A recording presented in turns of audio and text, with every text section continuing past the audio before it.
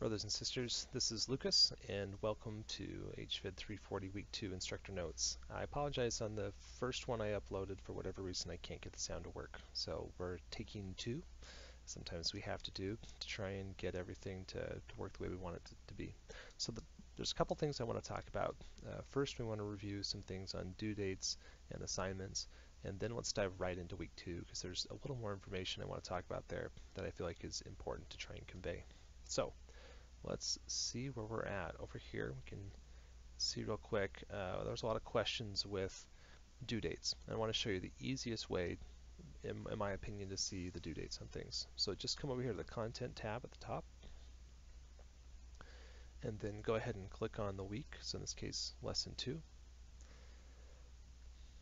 And you can see, or let's actually look at Lesson 1 that we just did last week. So you can see the due dates for each activity are right there on it. So this one, the quiz, was due today by 8 a.m. Now, one thing we've run into is that apparently iLearn3 uses BYU Idaho time, so Mountain Standard Time. So if you're back east, it's going to be a little later. If you're on the Pacific Coast, it's going to be a little earlier. So please, please, please plan accordingly. But again, if you just try and submit things before the last minute, that way if you have a problem, we can get it resolved before the due date's actually here. All right, with these others, you can see that the scarcity activity isn't due until the 2nd of May, and the others were likewise due this morning, so April 25th for the free write activity. Okay, so with those, I am accepting late assignments today only via email. It has to come to me today for those assignments that were due today only. Beginning this next week, we will not have any late assignments. If you try to submit it at the last minute and something happens, computer glitches, whatever it is, you will be responsible for that. We'll have a lot of students in this class, and to be fair to everyone, I need to be able to spend the time grading assignments and taking care of things that are happening during that week, as opposed to trying to resolve issues from a prior week. So please get things in early, and that way we can take care of any issues before the due date actually arrives. All right, let's dive in and talk about Lesson 2. Lesson 2 is really interesting. It's one of these, what I would consider foundation lessons, in two reasons. First, because it's talking about how we make decisions, and looking at some different ways that we can do that. And second, because it's really getting to the core of what should drive our decision-making process, and that is our values. So I want to start by looking at a couple of scriptures. Proverbs 29 verse 18. So it says, "Where there is no vision, the people perish, but he that keepeth the law, happy is he." So let's talk about the first part of that. Where there is no vision, the people perish. The vision is your goal. It's something that you're looking toward. If you don't have a direction or a goal, you're not going to flourish. Said the opposite happens. It says there that we would perish. And I know this to be true, so I want you to kind of think about that as you look at goals today. The second part of that says, "He that keepeth the law, happy is he." The person who keeps the law, sometimes people will tell us as members of the church, say, "Well, you're just a bunch of sheep. You just follow, whatever the prophet says. You don't think about it. You don't think about the doctrines." And I disagree with that. We follow the law, we keep the law because we see, because we have that vision, because we have that understanding of where we want to go and what we want to do. And that is why we keep the law, and that is where we find that true happiness. So let's talk about values a little bit and what constitutes a value. Not all values are created equal. So if we look at our different instructions here, we've got reflections, our decisions. When we talk about values, it can be tempting. There's a difference between what I would call core values and values that are important but are actually secondary values. They're not central to our core values. An example of this would be when someone tells me that, for example, they value birthdays, and they say, "Well, birthdays are really important to me because I think family is really important." And that may be true. Maybe they do. There is some value that's put there. It's not my role to judge whether or not that is truly something that's important to them. But what I would challenge them is to say, what does a birthday do for you? What does that accomplish? And often that can help push us to that actual deeper value. If they tell me that a birthday, it's an opportunity for them to celebrate members of the family or show them love and show them appreciation, uh, then maybe we need to look at that desire to recognize, that desire to show forth love, to take the opportunity to express these things. If that's truly what the goal of the birthday is, then recognizing that is our value. And I want to give you an example of this.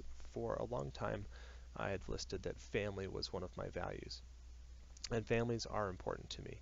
Uh, but what I challenged myself to say, well, what is it about a family that's important to me?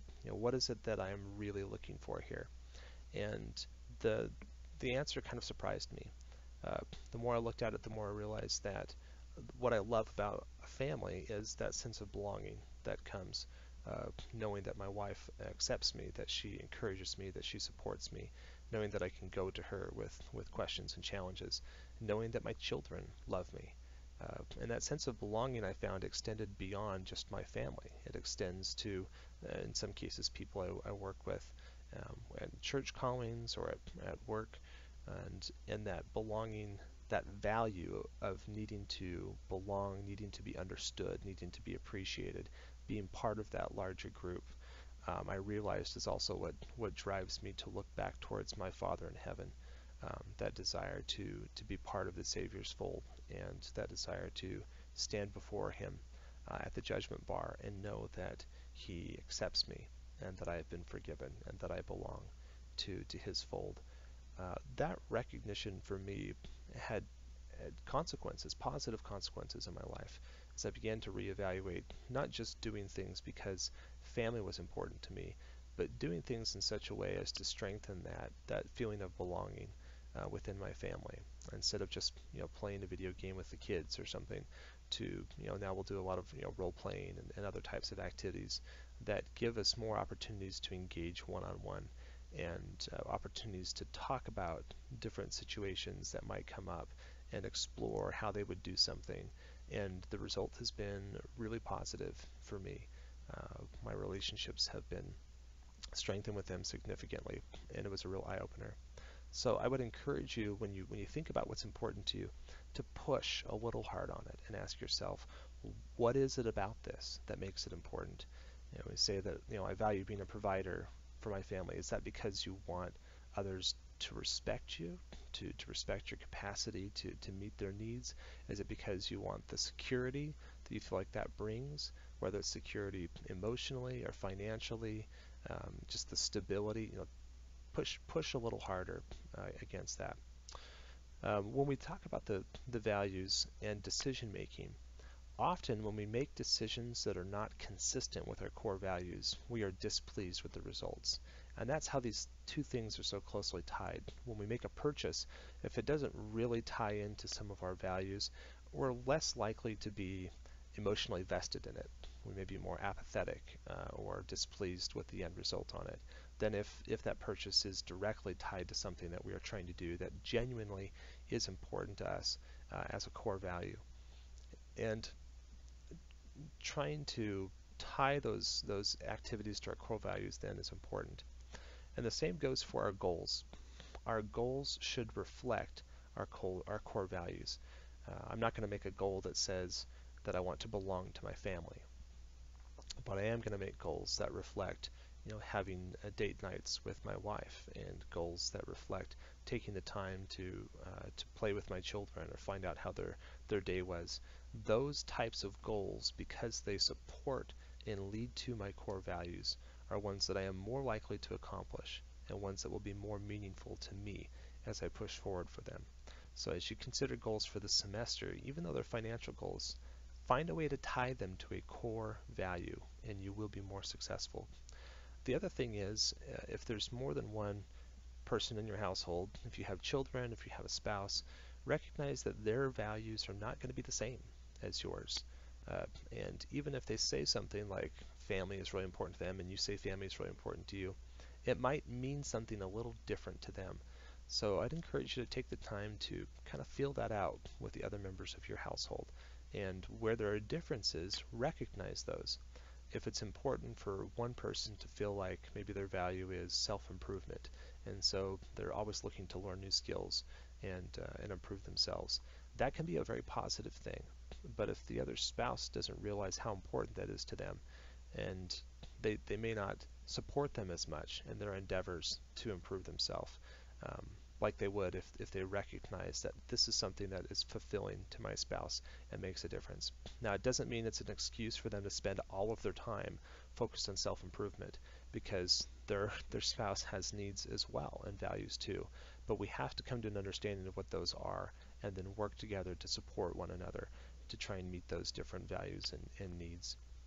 All right, so with that, let's take a look at some of our assignments real quick. So you've got the information you do with your reading, got your introduction there.